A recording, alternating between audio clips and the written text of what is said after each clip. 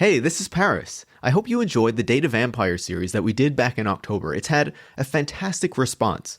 And for that series, I spoke to a bunch of experts, and now we're releasing the full-length versions of those interviews for our supporters over on patreon.com.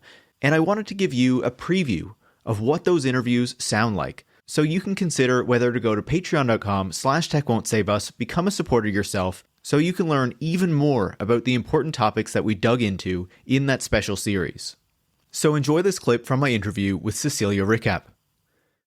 Over the past year and a half or so, we have been in this moment where generative AI specifically is the next big thing in the tech sector. How does the proliferation of generative AI and the growth of that as an industry further cement the power and position of these cloud giants, Amazon, Microsoft, and Google? So one thing that happened as soon as ChatGPT was released, and one thing that is different from the AI that we were living with before, is that it was massively adopted.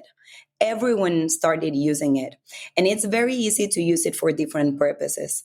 I always make the comparison between ChatGPT and, let's say, Amazon's search engine or Amazon's algorithms for setting prices in its marketplace. These are also extremely advanced AI algorithms, but one algorithm that is developed to set prices cannot then do a translation or create you a nice picture out of a text and so on and so forth. The uses are much more limited. And because generative AI enables you in a very easy way to use AI for your own daily life. And also because ChatGPT has a free version that has speed up the adoption process. Not only of ChatGPT itself, and this is interesting because even if all the so-called good things about generative AI are questioned and it's not as accurate as other AI models, for instance, precisely because of this plasticity, this capacity to be doing many things at the same time, which comes from different training methods and different algorithms in particular. Anyway, because of all the fuss, what it has happened is that a lot of companies that were still more cautious and reluctant to adopt AI and to move to the cloud, and when I say adopt AI is, again, maybe it can be other types of AI, not necessarily generative AI, but just because everyone is talking about AI these days, as a big company, you don't want to be left out.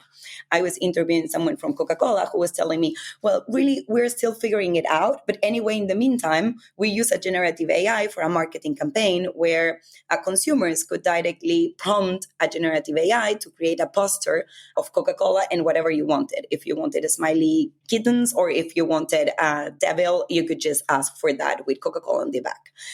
So basically, what has happened is a much faster adoption, not only of generative AI, but widely of the cloud and widely of all the different forms of AI. And because behind all this, we have the power of Amazon, Microsoft, and Google, not only because of the cloud, but also because they have been investing as venture capitalists in pretty much every single AI startup in the world. They keep on expanding not only their profits, but also their control over capitalism at large. So in a way, it has its own specificities, but if we want to put it just in a nutshell, it has fast forward something that was cooked from way before. And it's not only about the corporate venture capital is in terms of how big tech companies control AI, but it's also that these companies, for at least since 2012, they have been, on the one hand, brain draining people from academia to directly work with them, but also they have other means to make all the scholars, the leading scholars in the field, be developing AI for that then will keep on expanding the profits of big tech. They do it with a thing that is called a sort of double affiliation.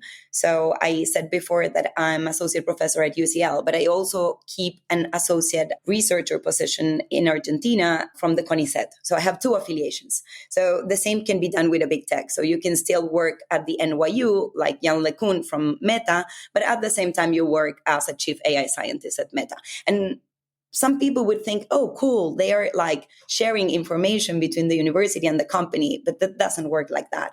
Jan LeCun has a non-disclosure agreement. He cannot say what he is discussing inside Meta with the people he's working with at the university. However, he can, of course, and he, of course, does this, he steers the research of the people working with him at the NYU, as well as other scholars doing the same thing in other parts of the world that end up making the universities virtually change their research agenda or adjust their research agenda towards what is of the interest of big tech. I did some research and I found that there are at least 100 institutions like universities, public research organizations that have at least one scholar with this double affiliation.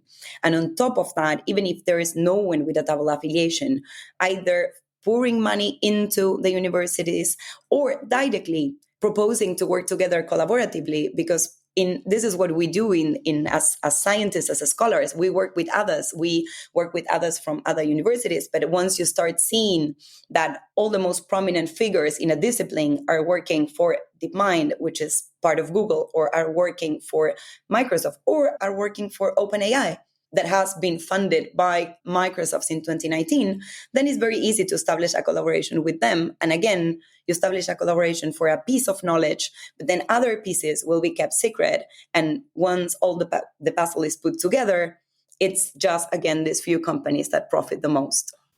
If you found that clip intriguing, go to patreon.com/techwon'tsave-us, where you can become a supporter, support the work that goes into making the show, and get the full-length version of that interview.